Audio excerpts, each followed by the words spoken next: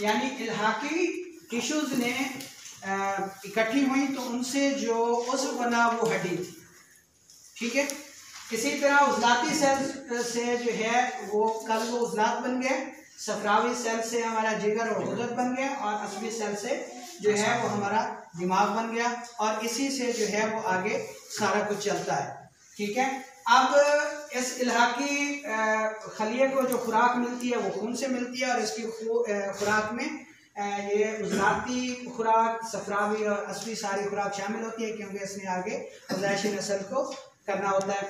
अच्छा, हम जो भी खुराक खाते हैं, हमारी तमाम खुराक जो है ये इन सेल्स की खुराक है। हम खुराक के बगैर नहीं चल सकते।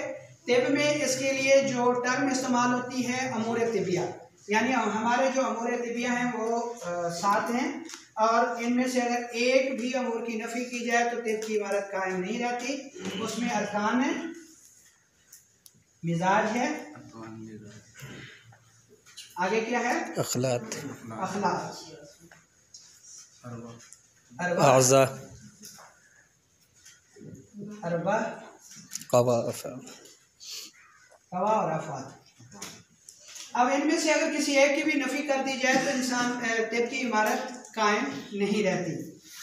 ये तमाम अरकान जो हैं वो सब जानते हैं, पानी, मिट्टी, आग और हवा। तो अरकान जब मिलते हैं उनसे मिजाज बनता है, ठीक है। मिजाज जब बन जाता है तो हमारे पास 3 तरह की खुराक हमारे सामने आती है, जिसको हम मवालिद सलासा कहते हैं। नबातात, जमातात और हैवानात, ये हमारी खुराक है, ठीक है। जो हम खुराक खाते हैं उससे अखलात बनते हैं, और ये अखलात जब तहलील होते हैं तो इसके जो ठोस हिस्से हैं उससे हमारे अज़ा बन जाते हैं, जिनको हम दिल कहते हैं, जिगर कहते हैं, दिमाग कहते हैं। और अखलात के जो लतीफ़ हिस्से होते हैं, जब आपने कभी चावल बनाए हो तो देखा होगा कि वो धुआं उठता है, तो इसको हम अरवाह कह सकते हैं। अखलाक से जो अरवाह पैदा होती हैं, इनसे हरारत पैदा होती है, और हरारत से क़ुव्वत पैदा होती है, और क़ुव्वत से अफ़ाल पैदा होते हैं। यानी दिमाग में जो अफ़ाल पैदा होंगे, दिमाग उनसे अपना काम करेगा, एहसासात का, महसूसात का, सोचने का कि करना क्या है, ठीक है, प्लान क्या है। इसी तरह जो उज़लाती सेल्स हैं, उज़लात में जो उज़लाती रूह से जो एनर्जी पैदा होगी, उससे हरकत, हर किस्म की हरकत ये करेगा, जैसे दिल हमारा हर वक्त धड़क रहा है।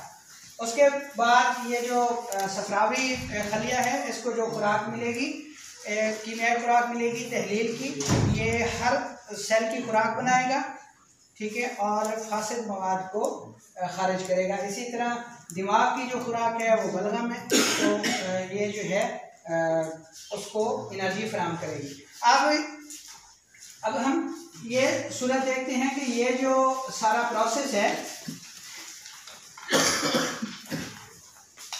अब ये समझ लें कि हमारी खून की नालियां हैं। ये अखलाक जो है ग़िज़ा, ठीक है, अखलाक और ग़िज़ा जो है ये हज़म होने के बाद हमारे खून का हिस्सा बन जाता है। हमारा खून कभी भी खालिस हालत में हमारे अज़ा की खुराक नहीं बनता, सिर्फ बलगमी शबनमी कतरात की शक्ल में वो हमारे अज़ा की खुराक बनता है। बैनुल खलियाती में वो मौजूद रहता है, और उससे हमारे सेल अपनी पसंद की खुराक, यानी जो उनका मिजाज है वो ले लेते हैं। अब ये है, इसको हमने कहा शरियान। शरियानों में हमेशा साफ खून जो है वो दिल से निकलता है, पूरे अज़ा की खुराक लेकर। तो ये हर सेल को उसकी जो है खुराक देता है। अब फ़र्ज़ करें ये खलियात हैं मुख्तलिफ़ किस्म के, इसमें असाबे भी हैं, उज़लाती भी हैं, और नर्वस सेल्स भी हैं। अब इन सेल्स के दरमियान छोटे छोटे जो हैं लिम्फेटिक ग्लैंड्स लगे हुए हैं। यहाँ से शरियानों से खून का तरशी होगा। इसमें असबी सेल्स जो हैं वो अपनी खुराक लेंगे बलगम, उज़लाती सेल्स जो हैं वो अपनी खुराक लेंगे सौदा, सफरावी सेल्स जो हैं वो अपनी खुराक लेंगे सफरा, ठीक है। तो जो ये खुराक बच जाएगी, यानी इसमें खलियात अपनी खुराक लेंगे और अपना फुजला खारिज करेंगे। ये जब अपना फुजला खारिज करेंगे प्लस बच जाने वाली खुराक यहाँ पे मौजूद जो लिम्फेटिक ग्लैंड्स हैं वो चूस कर, बाकी मादा मवाद को चूस कर वरीदों में डाल देंगे, और वरीदें उन्हें लेकर दिल के मुख्तलिफ मकाम दिल में ले जाएंगी, और दिल जो है उसको मुख्तलिफ मकामात पर साफ कराएगा। गुर्दों में साफ़ होगा, फेफड़ों में साफ़ होगा, और पसीना जो है वो हमारी जल्द के ज़रिए खारिज होगा, और जो कार्बन डाइऑक्साइड है वो सांस के ज़रिए खारिज हो जाएगी। यूरिन जो है वो गुर्दों के रास्ते निकल जाएगा। अब किसी भी सेल में सोजिश वाक़ई हो जाती है कैफियाती, नफ्सियाती या मादी लिहाज से, कि कोई एक बंदा बलगमी खुराक ज़्यादा खाता है, उसमें बलगम ज़्यादा बन गई, तो जो नर्वस सेल्स हैं उनको उनकी खुराक ज़्यादा मिलेगी, लेकिन वो उसको यूटिलाइज नहीं कर सकेंगे, खा नहीं सकेंगे, तो उनकी जो खुराक है वो प्लस उनका खारिज होने वाला फुजला वो यहाँ पे रुकना शुरू हो जाएगा। जी, सोजिश पैदा होने, सोजिश ऐसे पैदा होती है कि सोजिश कहते हैं इरिटेशन को, ठीक है। हमारे जिस्म में अमराज पैदा होने की 3 बड़ी वजह हैं। अगर कोई बंदा एक खुराक ज़्यादा खाता है, उसका पेट भर जाता है और वो खाना प्रोसेस नहीं होता, वो खाना उसके लिए बोझ बन जाता है, ठीक है। इसी तरह नफ्सियाती अमराज भी है, और एक बंदा कैफियत में रहता है, यानी एक धोबी है वो यकदम जो है पानी में कपड़े धोते हैं, तो उसको असाबी अमराज जो हैं वो ज़्यादा हो जाएंगे।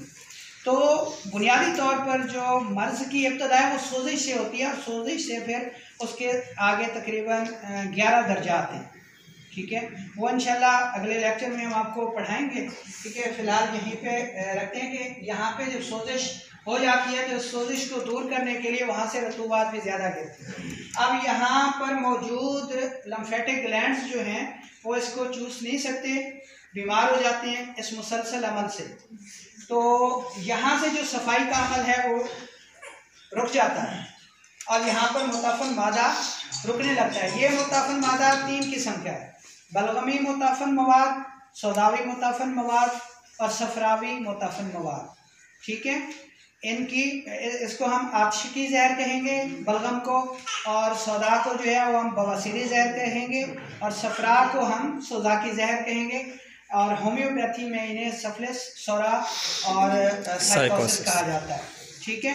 तो अब हमारे खून में कोई एक किस्म का जहर नहीं है, बल्कि 3 किस्म के जहर हैं, और वो मुख्तलिफ मकामात पर होते हैं। ये नहीं है कि अगर हम इस तरह इस हिसाब से हम इंसानी जिस्म को 6 हिस्सों में तकसीम कर लेते हैं, और उनमें हर 2 हिस्सों में एक जहर रुकता है। उसमें एक मकाम पर हम तरकपिंग करते हैं, और अगर दूसरी तहरीक है तो उस पर हम ड्राई कपिंग करते हैं, ये मसाज कपिंग करते हैं, ठीक है। तो यहीं पे मैं इसको ख़त्म करना चाहूँगा। फ़हीम भाई, असल में बात ये है कि उस्ताद मोहतरम, ये होता है कि वॉलंटियरली जब आप कोई जज्बे से काम करते हैं ना, जब मिसाल के तौर पे बहुत